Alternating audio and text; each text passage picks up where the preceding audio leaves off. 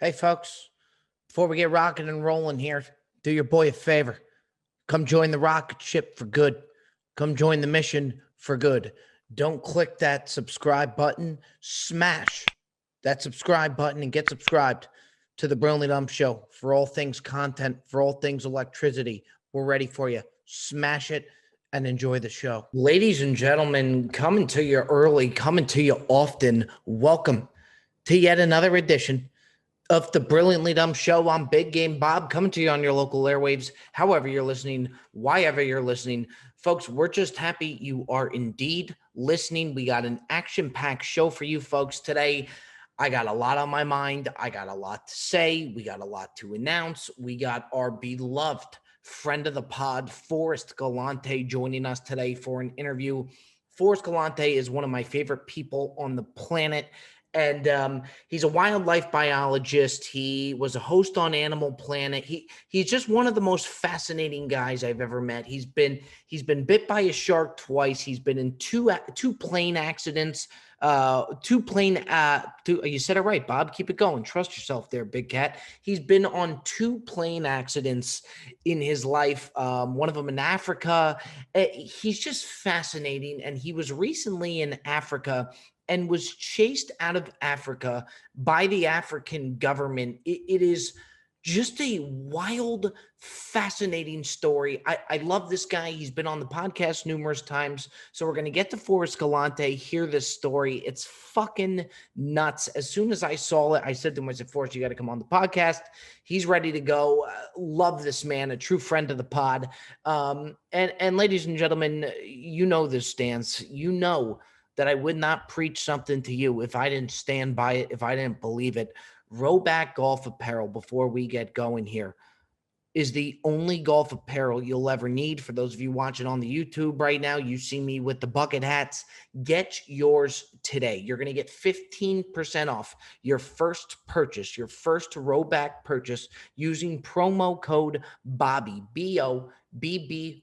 Ladies and gentlemen, join the family, join the movement that is Rowback, the best golf apparel out there, sports apparel out there, rowback.com, promo code BOBBY. You cannot miss with Rowback. Another thing that I wanted to announce, ladies and gentlemen, I always felt that the one thing I think we were really lacking on that we needed to improve was our merchandise game. The Brilliantly Dumb Show merch for the for the fans out there. I wanted to get a good merch line rolling out.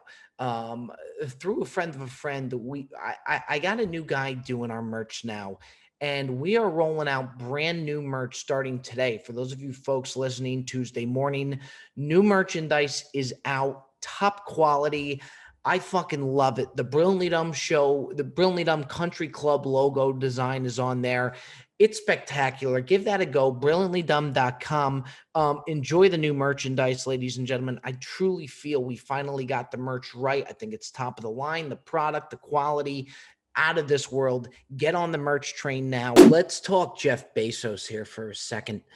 This guy has the game of life by the balls. He won. He dominated. He destroyed it. And yet he's still playing. He's still going. He won the game of life. He continues to play. He's like that friend that you play in Madden on PlayStation.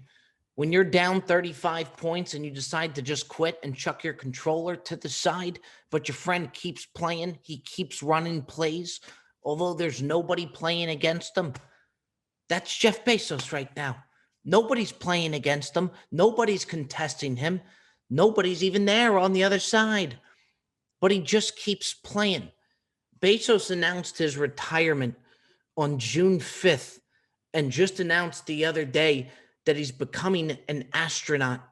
He started Blue Origin space travel, which is going to be the competitor with Elon Musk's SpaceX. I thought retirement was exactly what my dad does. My dad retired a year ago. He takes 2 naps a day. He goes to the grocery store twice a day. One time to get fresh produce in the morning. The next time because he doesn't really have a whole lot else to do. He plays on a softball league 2 times a week, even though he doesn't even like softball.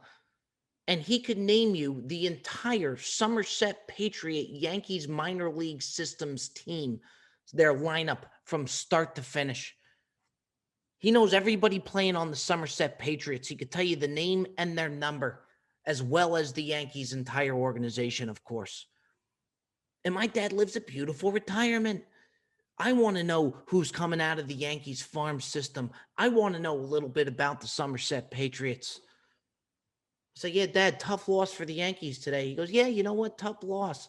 However, keep an eye out for this Hector Nunez kid. Should be called up to the big leagues next week. Next thing you know, I wake up one time next week, Hector Nunez has been assigned from the Somerset Patriots to the New York Yankees. It's a beautiful retirement. My dad's got nothing to do. And that's the type of retirement that I want, but not Jeff Bezos. Not Jeff Bezos. Jeff Bezos is worth $200.5 billion. And I hate the guy from Wikipedia that decided to add on that 0.5 to his net worth. $200.5 billion.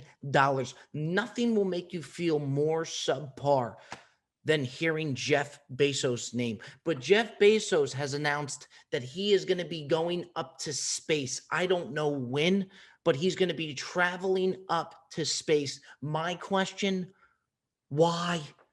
Why, Jeff? Jeff, if you're listening to the Brilliantly Dumb Show right now, possible friend of the pod, what about your experience on planet Earth would make you want to go up to space and try something different? They always say that the grass is always greener on the other side. In Jeff Bezos' case, there isn't any other grass on the other side. There's no color to the grass because there is no fucking grass. This guy's got it made. The only thing on the other side, I guess in space, is mud and moon rocks. This guy doesn't have to lift a finger on planet Earth. Why go up to space, Jeff? Why risk it all? I don't get it. Imagine trying to keep Jeff Bezos happy in space. Guy's used to eating lobster omelets for breakfast. And in space, he'll be lucky to get a bowl of Cheerios. The gravity probably sends all the milk up to the ceiling of the rocket ship. Jeff Bezos might not even get milk with his Cheerios. Imagine just seeing Jeff Bezos trying to eat Cheerios out of midair. The guy who had the world by the balls, and here he is totally out of his element in space, just trying to snag a few Cheetos so that he could eat, shove those things through his space suit. Why do it, Jeff? I just don't get it. What can space provide you that planet Earth cannot? Maybe a view, and even that, I think there's something that he could figure out. That guy could have NASA at his door in a matter of minutes to build a space simulator in his fucking closet. I just don't get it. I just don't get it. Before we move on, I'll actually tell you folks a good Jeff Bezos story. I'm working at the Four Seasons Hotel, as we all know. And I got a lot of stories from the Four Seasons, all the different shit, the different people that you see. And we were running an event. I was the guest services manager and valet out front. And they told us that there was going to be a very special guest coming to the ballroom event that night. And they wouldn't even tell us who the guest is. And anytime one of my bosses would not even be able to tell you who the VIP is, you knew it was going to be somebody big. We're talking massive. Whether it's presidents, there's been presidents, world leaders, whatever it is, if they didn't tell you who the VIP was going to be, it's going to be somebody huge. So I'm waiting outside. 2 Cadillacs pull up, completely blacked out. First car, bunch of security hops out, okay? Now it's my job at the Four Seasons to make sure not a single door goes untouched. So I usually open every door. That's how I spend my days, just opening doors. I go to open the back Escalade's door. One of the security from up front comes in a full sprint and just checks me right in the chest. Just a nice little forecheck like you see in the Islander game. Just pressed me right to the check and it blows me back a little bit. Out the door comes Jeff Bezos. And I'm thinking to myself, I understand that this guy's the reason that I could have paper towels delivered to my door in the same day, but this ain't fucking Mick Jagger, okay? If you're gonna stiff arm me like that, it better be John Lennon walking out of the car back from the dead. This guy just stuck me right in the chest. Turns out it's Jeff Bezos. But Bezos comes walking out the door, and the only thing that I could see, he goes to like step on the Cadillac step, to get out. This shoe had to be made out of anaconda skin. This shoe, I shit you not, was nothing short of $50,000. Now, I'm not big into the fashion game, but I know damn well it was probably the most expensive shoe I've ever seen in my life. And I thought to myself, maybe I did deserve that stiff arm. Maybe I did deserve that check to the chest. And sure enough, there he was, Bezos walking right on out. But I won't be able to understand the space play. And if he comes back safe, good on you, Jeff. But the grass ain't always greener, ladies and gentlemen. In the meantime, we are going to be moving on to a phenomenal interview with FORREST GALANTE. I can't get enough of this guy. Again, I said it earlier, Animal Planet host of the show Extinct or Alive. He was on the show Naked and Afraid, where they send you out into the wild. Last man standing wins, however they work it out. FORREST GALANTE got one of the highest scores, the highest score that the show Naked and Afraid ever had. He was starting fires. He was finding a way to eat, fishing, the whole 9 yards. Has a very successful career, but is one of the most fascinating guys I've ever met. He has absolutely no fear. And what I love about the guy most is he just loves doing what he's doing. And that's working with animals, wildlife biology. He's seen it all and he has absolutely no fear. He's been on the podcast before. We toured his house. That's on YouTube, which was a blast. And he's really become a good friend of mine. And what I'm going to play you folks now before we step into the interview is the clips from FORREST GALANTE's Instagram story. I want to say 2 weeks ago, he was trying to leave Africa. He was being chased out of Africa by the African government because he was trying to save an alligator or some exotic alligator. He was trying to go into Africa and save. The whole story, it's just nuts. All right, so huge fucking stress this morning. In the middle of the night, the military and secret police showed up. We're managing to hold them off by giving them a bunch of fake paperwork. But here's the situation.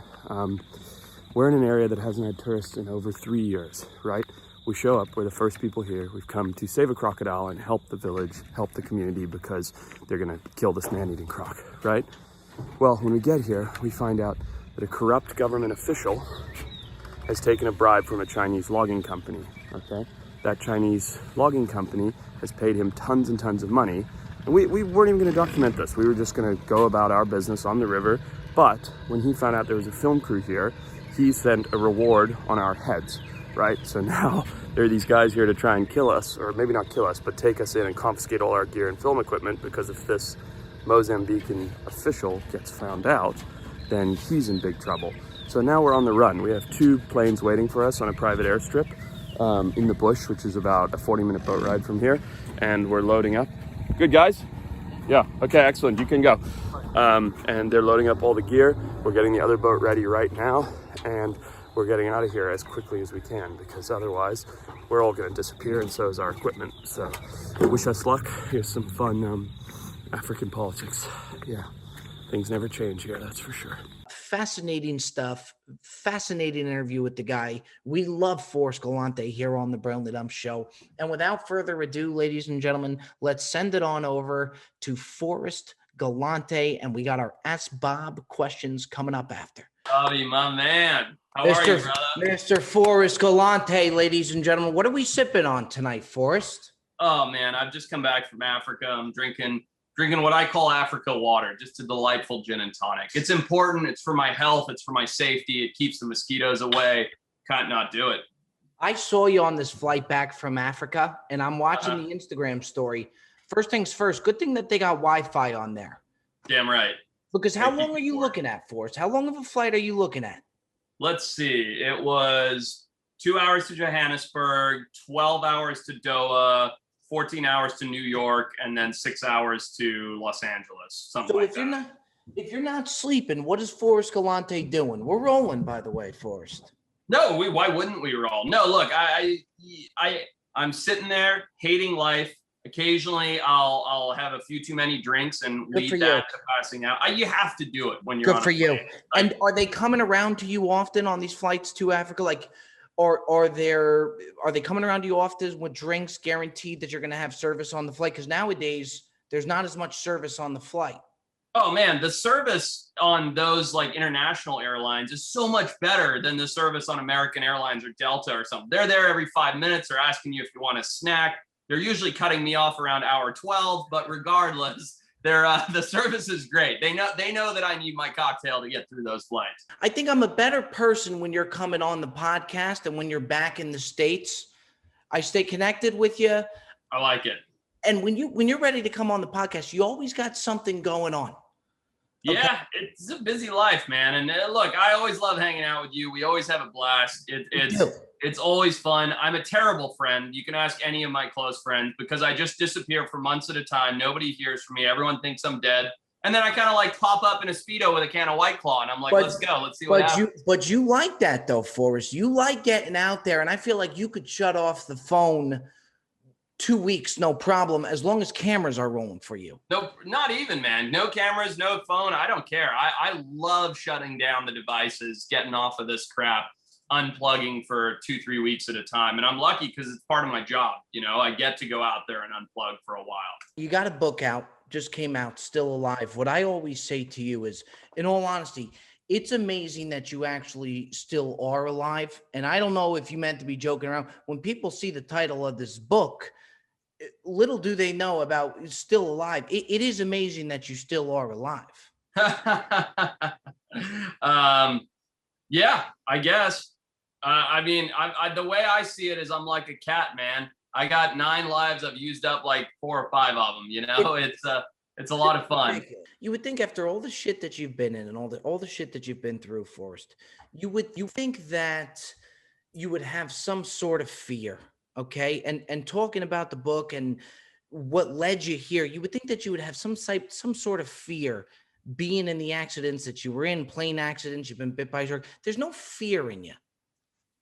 No, I wouldn't say that's entirely true. I think there's a difference between being stupid and being brave, right? Being stupid is having no fear at all. Being brave is having fear, but knowing when to push through it anyway. And I'm not saying I'm the world's bravest man, but I've put myself into situations where I definitely am pretty scared, and I just try and figure out how to navigate it anyway. Do you need the adrenaline rush at some point for us? You know, people have asked me that. I'm not a typical adrenaline junkie because like skydiving, bungee jumping, that stuff doesn't interest me. Like, it's cool, I've done some of it, but it doesn't do anything for me. I don't need to do it every week. And that's like your typical adrenaline junkie, right? Whereas I guess when I don't want to give away too much about what's coming up, but the shoot I was just on. The shoot I was just on, there was this crocodile that had been causing a lot of problems, killed 5 people the week I got there. And I got asked to try and solve the problem. Anyway, we baited this crocodile in, and I could see him perfectly clearly from about 30 feet away in the blind. But something told me, and I don't mean this in a spiritual way, something was like in my brain was like, you got to get down there and get closer. So I belly crawled on the sand to about 3 feet away from the 17-foot tall, long man-eating crocodile. With the end game being what though? What's the end game there? Well, the end game was I had to solve the problem, but at that moment, I just wanted to get closer to him. I don't have a good reason. I just did. And thankfully, nothing happened. I can tell you, I got a stern talking to by some of my colleagues when we got done because they were like, "You're an idiot." But it was wild, dude. And you feel confident, even like in all these situations that we had, as far as the villages that you go out to and all of that stuff, do you feel confident if something does go wrong, being that you're in third world countries, that you could go to the people you need to go to?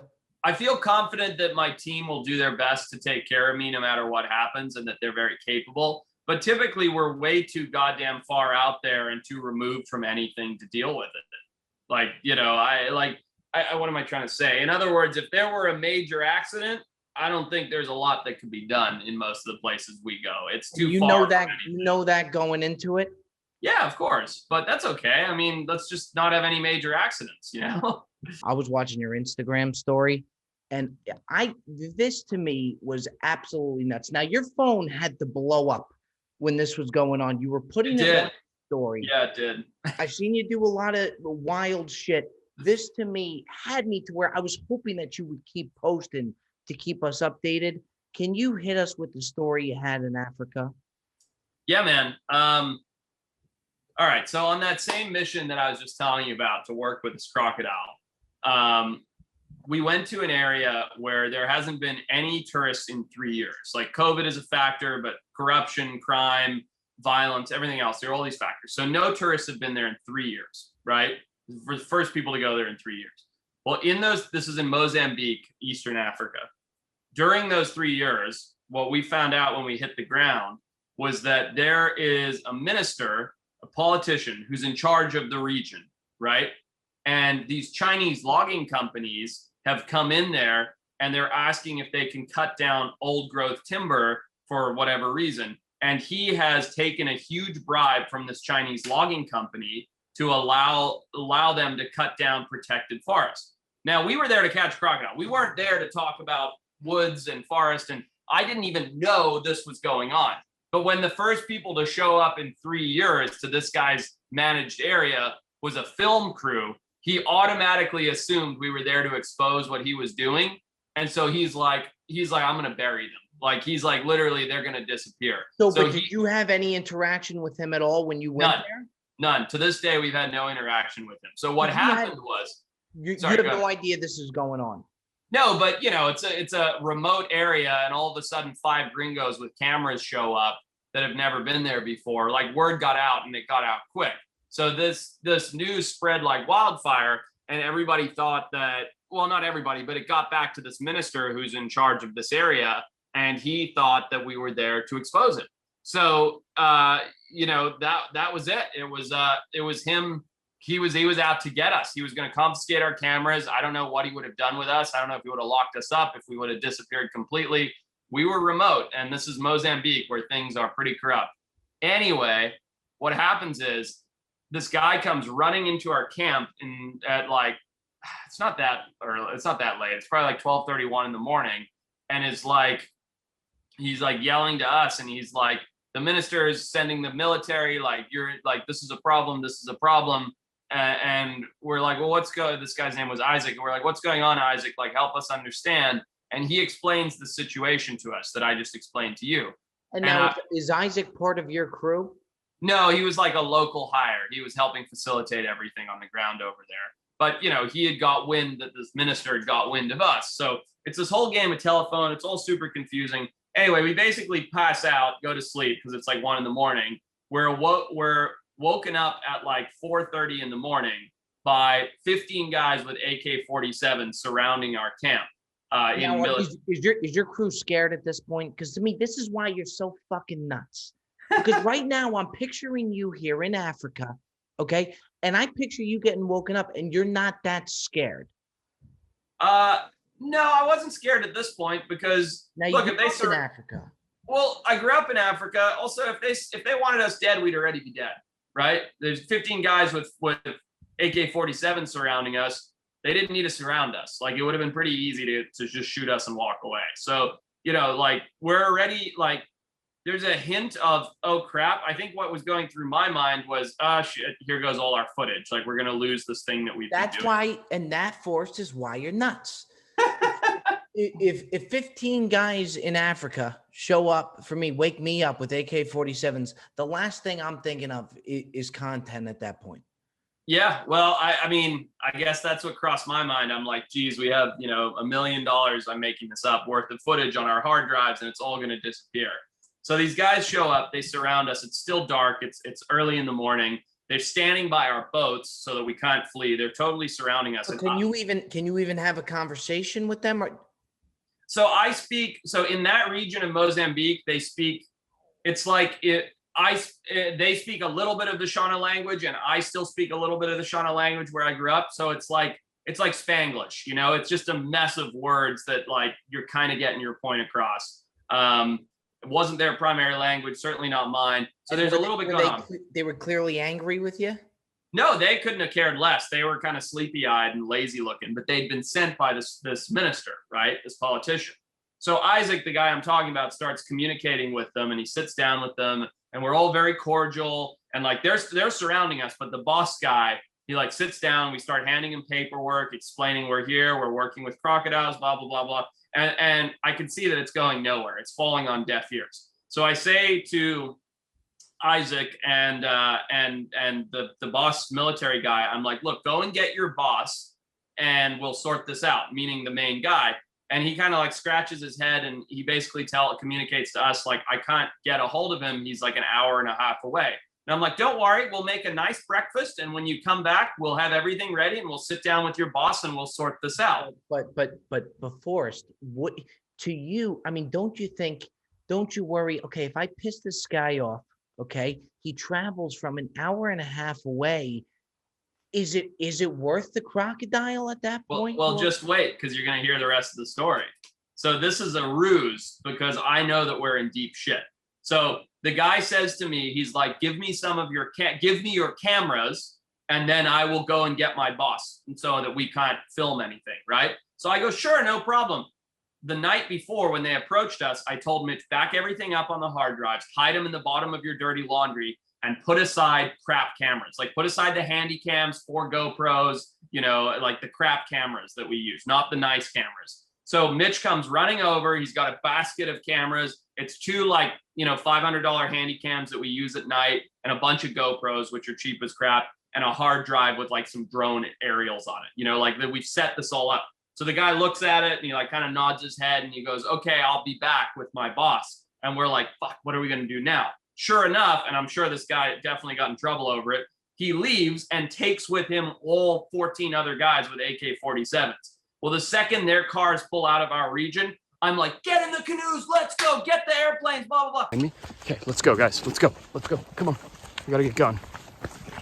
We're in a pretty big hurry here because we've just heard that they're right behind us. Apparently they just got in their speedboat, so we just came across the river. Now we're headed to the airfield right now. Let's take a shortcut, guys.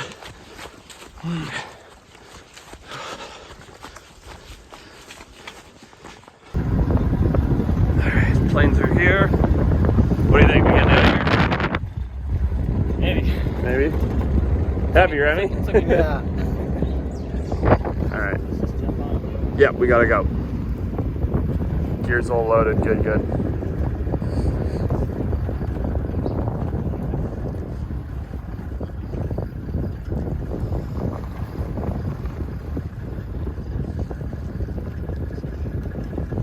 Yeah, things are looking good. No one's here. Let's go. So we're on the satellite phone, we're calling the charter service. The charter service is sending the planes, and we are rushing. And we know that we have a ticking clock of about an hour and a half until the guy shows up, figures out we're not there, and we're fleeing. So you think, so he actually called his boss, and his boss was actually going to end up coming in an hour and a half? Don't know, couldn't tell you. But as soon as those... You had no idea how far away they are? Nope, no idea. But as soon as those guys pulled their trucks out of there, which with the intent to come back, we bailed, and we bailed fast, because that's how people disappear in Africa. That's how your gear gets stolen, everything. So we had the charter service on the line. The flight was only an hour, fortunately, and it took us about an hour to get to the airstrip. So from when we called to when we landed, we got there right as the planes landed, loaded in, and took off, and we did not go back. Who's this charter service that FORREST Galante calls? It's a Mozambican charter service called Safari Air that we had contracted for the work. They were great. They were they'll come to you even if the government's going at you. They don't give a shit. Well, we didn't add that detail in. We just said we needed pickup right now. I think if they'd known that their airplane was going to get bullet holes in it, they probably wouldn't have shown up. You crazy son of a bitch! You really are. You're out of your mind. And as you guys are running to the boats, I'm looking at you, Forrest, and I'm kind of thinking to myself, in a sick, fucked up way, I think you're kind of enjoying the adrenaline rush. A little bit. Yeah, a little bit. It's kind of fun. You are. Well, you never know what's going to happen, and that's cool. You know, that's why I like doing what I do. You never know what's going to happen. Forrest, I'll tell you what was going to happen. I'll tell you right now, because I asked you. And this is just to go show how nuts you are. I texted you after I saw all these stories. Yeah, I remember that. I called Joey Cold Cuts. I said, have you seen what's going on with Galante right now? What did Joey say? He said, hold on, I'll call you right back. So he goes, he looks, he goes, this guy's out of his fucking mind. I said, he's totally nuts. I said, but if they caught up to you, what would they have done? I'll save the rest for the pod, but I got to know. You know what your response is? I don't remember. What did I say? Kill or imprisonment. And yeah, I think that's what they would have done. You're videotaping you sprinting to the boats. Okay, you got about how many people were with you, Forrest? There was only like 8 of us at that point. Okay, and you're telling one of their boats, go, go, go. Yeah. Move forward. Yep. Then you guys go over to the airstrip. But Forrest, I mean, you got to think in a way, and I know you grew up in Africa, but this is life or death for you. Could have been. Yeah, for sure. I mean, that's part of the fun though, isn't it? You never know what's going to happen. That's why we got out of there when we did. And when you got out of there, when the plane takes off, is there this big relief? Like, okay, huge. We're good. Yeah. Huge sigh of relief. Like, because I remember as the planes were taking off, we were looking down, and I don't know to this day or not whether it was the military, but there were 2 trucks coming on the horizon on the dirt road. And we went like this way, and the trucks were coming this way. So we could see these 2 trucks, and 2 trucks are what left our camp. No idea if it was the same 2 trucks. It could have been total coincidence. There's not a lot of vehicles out there. How many trucks can there be out there for us? Well, exactly. So yeah, so that was pretty wild. I tried to grab my phone and film it, but by the time I did, you know what it's like taking a video outside of an airplane window. It's a waste. But yeah, so we got out of there. It all worked out. It was pretty crazy for sure. It was pretty fun. Do you call your wife when you get on the plane and say we made it, and then fill her in on what just happened? No, I don't tell her about that stuff. That'll worry her for nothing. What, is she finding this out on Instagram for us? Nah, she doesn't have Instagram. She don't know. She don't know. No, but I'll tell you something that's really funny, Robbie. So those videos that I filmed were for the U.S. consulate, because I'm like, if we disappear, the U.S. consulate needs to know where and what happened. But I filmed them on my iPhone 2 days away from cell phone service. We were talking about this earlier in the show. So by the time I posted them, I was in a delightfully comfortable hotel with my feet hanging in the pool. And people were like, oh my God, are you okay? Like, what's going on? And I'm like, oh shit, this is like deceiving, because people thought it was real time, but it had happened 2 days ago. Hey, Forrest, I was one of them. No, totally. And I'm like, this is like, you know me, like I make honest TV and honest documentaries. So I was like, this feels really deceiving, like putting all this out there 2 days later, because it's all over. Like I'm sitting here with a Mai Tai, like it's done. Right, but you got it on footage to where you were 2 days out of having any type of signal whatsoever. Yeah. So it wouldn't have done a whole lot had you got it though. No, and that was kind of in hindsight. I was like, why did I bother filming that for the consulate? Like they never would have got it. There was no way I could have shared that. You know, they would have just taken my phone. Maybe I would have prison pocketed the old cell phone until I got to town or something. But folks, I cannot stress it enough. You must protect your ball sack. They are fragile down there. They are vulnerable. And I am tired of nicks and cuts on my testicles. And I won't go down unless it's the best of the best that's trimming them from now on. And that's why I got Manscaped. Protect your nuts, ladies and gentlemen. And the best way to protect them is with the new Lawnmower 4.0. This thing has a light on there for you to ensure that you are being precise and hitting all the targets that you need to hit. I feel like a friggin' coal miner down there with a light on top, just dialed in on my nutsack. You could get dialed in on your nutsack. Use Manscaped today. Get 20% off plus free shipping with promo code 20Bobby. 20Bobby. Protect your balls. I know damn sure your balls will thank you. They certainly thank me. They don't talk, but my oh my, if they could, they would say, hey, thanks for protecting us, Bob. The Lawnmower 4.0 is no joke, ladies and gentlemen. Order and order now. You know what, though, Forrest? Then, as crazy as you are, your crew is pretty crazy, too. They're awesome, man. They roll with the punches. They get it. They've been chased. They've been shot at. They, you guys are all, in a way, kind of cut from the same cloth. For sure. No question about it. We all have different skills, different specialties, different ideologies, everything, but we're all cut from the same cloth, no doubt. And you know what? What I love about you, Forrest, you're one of those guys, okay? You've been very successful. You've been on Animal Planet, Discovery. You're one of those guys that could give two shits about the money, about fame. You just want to do what you do, wildlife biology, and just hammer away at it. No, that's 100% true. I mean, speaking about the book, what I wrote in the book, the whole reason I wrote about the book was just to show what wildlife science can be and how I chose to carve my path out and stay true to what I wanted to do in the field and space of wildlife science. It really, has nothing to do with fame or wealth or anything. And I'm not exactly famous or loaded, but, I'm very fortunate that I've had the byproduct of success when all I've really done is dug my heels in and followed my passion. And it's a lot of fun, In fact, I kind of wish I could do it without TV, to be honest. I'm tired of being in front of the camera. I'd rather just do it to do it. But at the end of the day, being on TV pays all the bills, it allows me to continue to do these amazing things. It's fucking nuts. Let me ask you this, honest to God, okay? Yeah. Let's say, and be honest with me. All right. Let's say Netflix says to you, we want to give you a show. You're going to be able to continue to do what you're going to do. Okay. We're going to throw 15 mil at you to have your own show as long as you want to do, but you got to take 3 years off of wildlife. No way. Not even a question.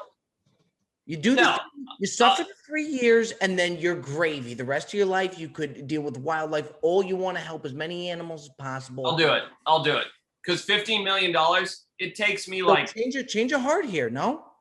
No, I do it. I'll take it. I'll tell you why. Because with $15 million, I can do so much for conservation. I can take that money and turn that into saving hundreds of thousands of animals, millions of acres, all kinds of things through my films and through what I do. I wouldn't even, if Netflix gave me that kind of money, I'd put $1 million into the show and 14 million into conservation. So, I hope you get to Netflix. I hope you get to Netflix. Me too, man. Me too. But yeah, no, I'd do it.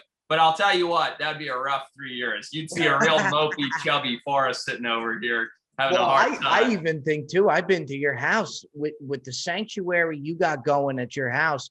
You give this guy $50 million, the things that you're going to be able to do for animals. Yeah. We'd have some fun with it. Jesus. We'd have some fun with it. We should do it together, Robbie. We'll do like an Idiot Abroad wildlife style show. You and me. Forrest, I'm telling you that some of the times that we've had, because what you've done is really taken me out of my element that I think my followers really appreciate. You had me up on electronic surfboards, all over the place. Tried to get me to go crabbing. You had me at your house. I mean, we just got to keep it going for us. It's a lot of fun. I'm going to keep pitching it till you do it. I'm going to embarrass you on air, call you a sissy until you come up and go paddleboarding with the great white sharks with me. I got them on lock. I know where they are. Yes. I'm one of the few people. We're going to get you on a paddleboard, great white sharks swimming around. Can't beat it. It's awesome. I'm telling you right now, there's no way in hell I'm swimming with the gray whites. You want to drug you? I'm gonna drug you. I'm gonna put Xanax in your morning coffee. and you're gonna wake up on a board with sharks all around. Nothing you can do about There it. was one time that you said to me where I felt good about it. You said, do you really think there's anything I'll let happen to you? Which made me feel good. It made me actually consider. And then, I mean, that thought left me seconds away, of course. It would never happen. I don't know, Robbie. We'll see, man. I'm gonna keep pushing for it. Your audience gonna listen to this and be like, I want to see Robbie do that. I want to see. Yeah, of course. And you know what? I don't blame him, and I hate to let him down, but I'm letting them know right now.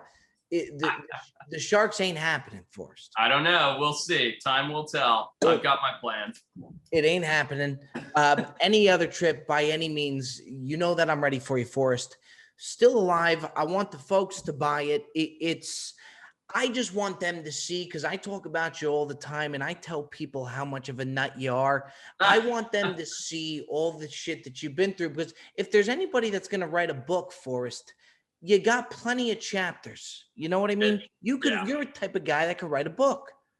Yeah, man. It's a fun story. Here's the thing, Robbie. At the end of the day, like, my TV shows are a 44-minute highlight reel of a specific thing that I'm doing, right? Going on an adventure, looking for an animal, whatever. The book it's part biological adventure, but it's very strongly part memoir. It talks about where I grew up in Zimbabwe, how my family had to leave the country, how we came here, how I got my foot in the door as a biologist, the things I did in school, how I learned to work with animals. I mean, it lays it all out. And one of the biggest questions I get, if I went on my Instagram right now, I'd have 200 messages from 18, 20-year-old kids going, I want to be a biologist. What do I need to do? And this book is a blueprint for how I did it. It's not what everybody needs to do, but it's a blueprint for how I did it. Like, how I figured out what I wanted to do in the wildlife space and how I pushed forward to do that thing that I wanted to do that I thought was the most impactful. Let me ask you, FORREST, to be able to work with wildlife your entire life, is it harder, you think, to do what you do? You know what I mean? Like, to be able to get where you are, okay, to be able to have that freedom to work with animals your entire life, do you think it's got to be harder than most other careers to be able to do that full time? No? Like, I feel like it's a dream. It's a dream for a lot of people. And I just feel like there's so few people that can do what you do. Well, I think it's one of those things, Robbie, where the grass is always greener on the other side, right? Like, the guy who sits in his 9-to-5 office going, man, I wish I could do what FORREST GALANTE does, doesn't realize that I spend 200 nights a year in a tent, right? I get parasites, bacteria, dysentery. I've had fluids coming out all ends at the same time, like 10 times a year, from all the weird crap we have to eat and go through. Sunstroke, heat stroke, skin cancer, you name it, right? I have to spend months of my year away from my family. I get trench foot from my feet rotting because they're wet for so long when we're working in swamps. Like, the list goes on and on and on. I freaking love that shit, though. Like, I'll do that shit all day long, and it doesn't bug me, because the greater good of what we do with regards to conservation and wildlife is awesome. And from a selfish standpoint, I love getting to travel and work with the animals. But I never know where my next meal's coming from, my next paycheck, if I'm going to be successful, if I'm going to find the animal, if I'm going to make it out of Mozambique alive, if I'm going to get dysentery or sunstroke. I don't know any of these things, right? The guy that's sitting in his office on his 9-to-5, he knows where his paycheck's coming from. He knows what his 401k looks like. He knows where he's going for dinner. Nothing's trying to kill him tomorrow. There's not a single ant that's going to bite him and send him into anaphylactic shock. Like, and I'm looking at that guy going, man, freaking Joey office job over there has got it pretty good. Like, he knows exactly how much money he's making this year. He's got a roof over his head instead of a tent fly. Like, so grass is always greener kind of thing, right? It's just different strokes for different folks. And I think that what I do, a lot of people like, you look at Instagram, right? And you go, oh my God, this guy's life's incredible. But that picture that you see on Instagram, or that thing you see on Discovery Channel, that's like the nice fun moment from the hundreds of hours of shitty, crappy moments. So, it's just remember that those things are a highlight reel. Let me ask you something, FORREST. Do you feel bad for people who, like, don't have a passion, like that can't find their passion? Like, you, from a young age, you knew what your passion was. You talk to you, it's obvious. It comes right out of you. Do you feel bad talking to people, being such a passionate guy and loving what you do? Do you feel bad talking to people who don't necessarily have, like, or know what their passion is? So ask my wife. I have absolutely no empathy, right? I'm empathyless. I try having an argument with me. I don't. So do I feel bad for them? Maybe. The better thing that what I'm getting at is I just don't understand it. Like, how can you not be passionate about something? I can totally understand it if your passion is motorcycles, which I don't give a shit about, or TV, movies and TV, Great or take.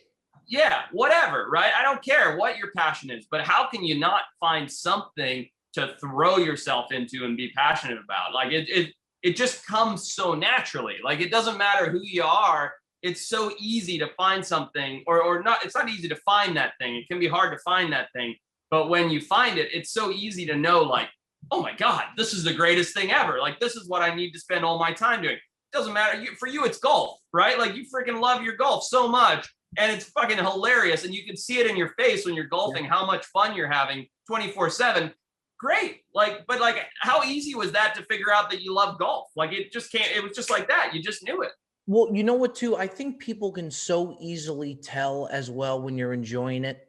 You know what I mean? Yeah, Like, I watch you on sure. Extinct or Alive, and like, it's just so obvious that you're loving what you're doing. You know what I mean? Like Steve Irwin, you watch Steve Irwin, who's one of your heroes. Like, it's just so obvious that he loves what he's doing. Same thing with me. I go on the golf course. How the fuck? I don't understand how I'm doing this full time. But it's my dream. You know what I mean? You're living it.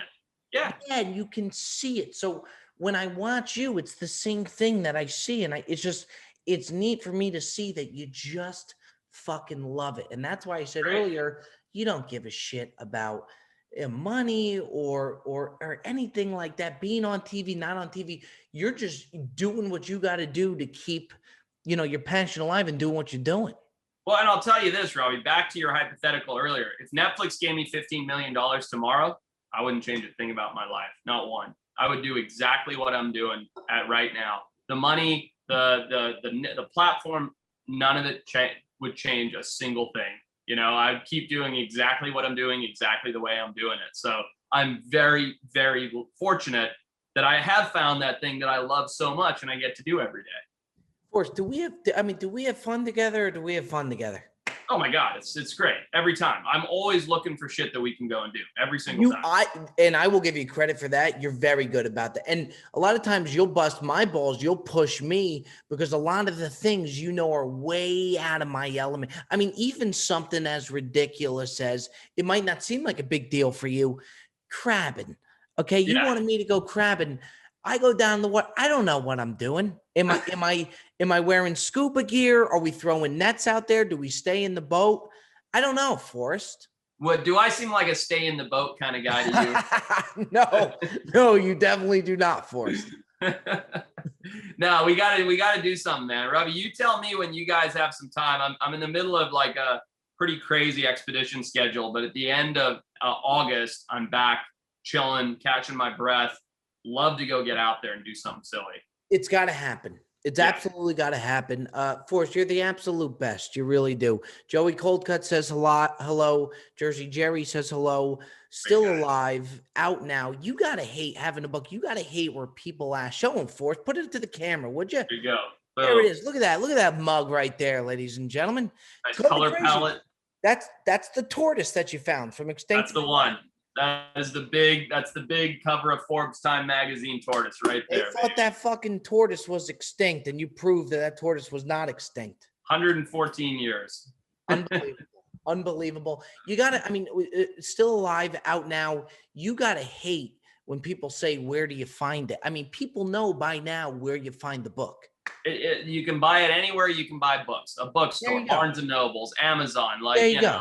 Just tell you find it. It's not hard. If I can find an extinct tortoise after 114 years, you can figure out where to buy this book. Boom. Ladies and gentlemen, that's our guy, Forrest Galante, forever and always. Forrest, you're the fucking best, man. Love it, Robbie. Well, folks, there you have it. That's our guy right there, Forrest Galante.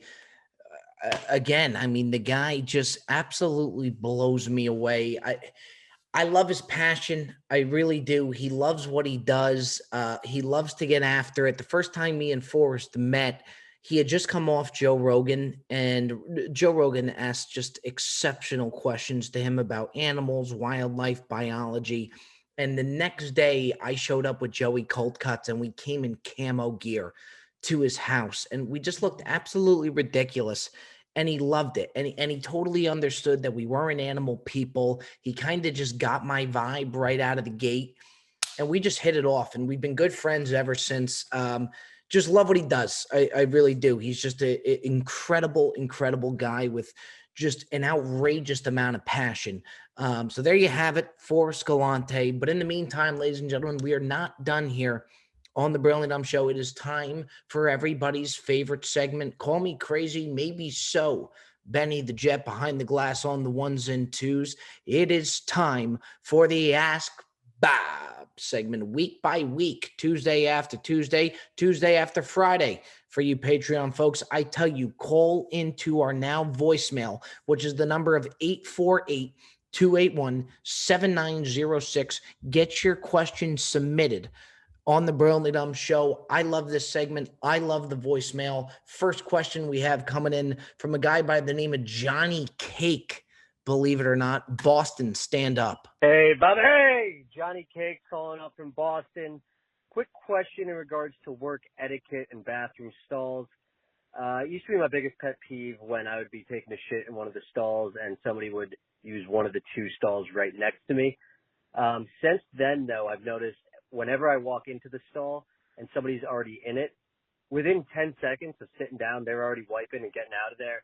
So just kind of bullying in terms of getting them out of the stall. Am I being a dick? Love the show, Bob. Thanks.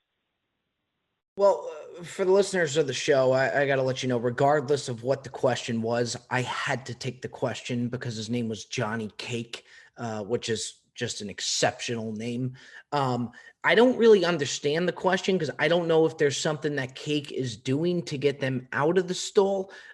If there is, then absolutely, I think you're being a dick, Johnny Cake, without a doubt. And I don't know what you're saying, but if you did say something while somebody's mid shit and bullying the type of way that it sounds you're bullying, I would go into the same stall as you and take a shit with you if you were being that kind of prick. I mean, it's like somebody who comes next to you at the urinal. You know, you'll never understand why they came next to you when there's other urinals available. But I would never think to say something or question them on that. So I got to be honest with you, Johnny Cake. I absolutely being a dick, again, depending on what you're doing, what type of bully ball you're playing in the stall. I say confirmed dick. Moving on here for the Ask Bob segment. Next question here coming out of Mississippi, Mississippi. Coming out of Mississippi, let's come in hot. Hey, Bob. Steve from Mississippi here. I got a quick question for you on golf etiquette. So my question is, what's the acceptable amount of time you're gonna spend looking for your golf ball? You got the guy, and it's always the guy. You know, he's placing off the tee every time, and he's spending half an hour, it seems, looking for his ball. Right? He's never in the fairway, and you're holding up the guys behind you. You're off your game because you're waiting 10 minutes between shots. And he finally does find his ball. He's still looking for other balls. There's not a ball he can't find that he doesn't want to bag. He's got range balls going in the bag, and you're sweating it out. So, what's the acceptable amount of time you're going to spend looking for a ball? Love to hear the question on the show, and appreciate it.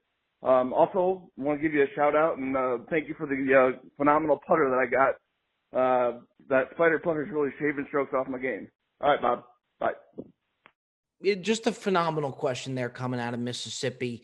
Yeah, the putter he's talking about, we've been doing giveaways on the Patreon, TaylorMade Spider putters, TaylorMade Sim 2 drivers. We have a rep at TaylorMade that's really been helping out and making sure that we're able to do a lot of giveaways on the Patreon to the people that get the extra bonus content that pay monthly. So we've been doing driver giveaways, putter giveaways. We have the winner here from Mississippi of the putter that we gave away a couple weeks ago. Glad to hear that that's shaving some strokes off the young man's game. But in regards to finding the ball, the theory I like to use is if your group is already at their next shot, playing their next shot, and you're still looking for the ball, that's when it's time to kind of throw the white towel on it. Also, we have the balls where if it's a ball that you know didn't go out of bounds and it's just thick grass, I don't mind you taking some extra time to look for that ball because you know damn well it didn't go out and it's somewhere in play. You just can't find it. What really gets me, what gets Bobby Fairways going is the ones where it's borderline out of bounds or in. You don't really know from the tee box or wherever you took your shot. And then you go over and you spend 5-10 minutes looking to the ball. If you can't find it for 5 minutes, odds are that ball is OB. We got to keep it moving. But the ones where we all know that that ball is in play, I don't mind you taking the extra couple minutes to look for it. And then the beauty of looking for your ball, Lord knows I've been there many times before. You find somebody else's balls. Someone else's trash is another man's treasure. The amount of balls I have in my bag right now from looking for my ball that went OB and then just happening to pick up other balls, unbelievable. There's no other feeling like it. But gotta keep it moving. To answer your question, though, I just if the people I'm playing with are already on their next shot, I keep it moving. I don't let them play that next shot without me being right there with them. You take the drop. Great question out of Mississippi. Congrats on the putter, big fella. Then, folks, our last and final question coming out of Hawkinsville, Georgia. Let's let it rip. Hey, Bob. It's Hunter from Hawkinsville, Georgia. I just called in a minute ago. I'm at work. I had to hang up rather quickly. My boss was coming. Anyways, let's get through it. Let's talk about the most versatile casserole dish out there. Now, I know this show is all about the food, all about the love of the food, the love of the camaraderie around the table. Let's talk about the best casserole dish known to man, and that is green bean casserole.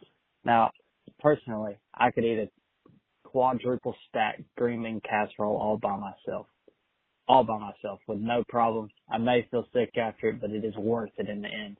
Anyways, it's at all your meals, you know. You got Christmas, you got Thanksgiving, you got New Year's. I mean, Jesus Christ, you can even throw it in for the 4th of July. You can throw it in for Halloween.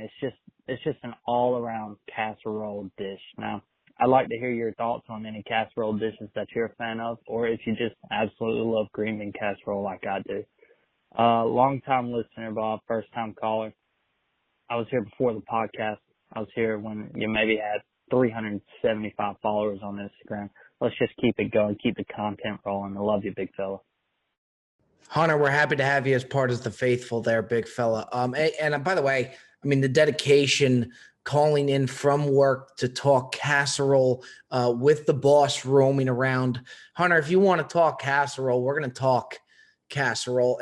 And here's what I will say in regards to casserole. First off, I agree with you, Hunter. I actually would take green bean casserole, I think, as my number one casserole.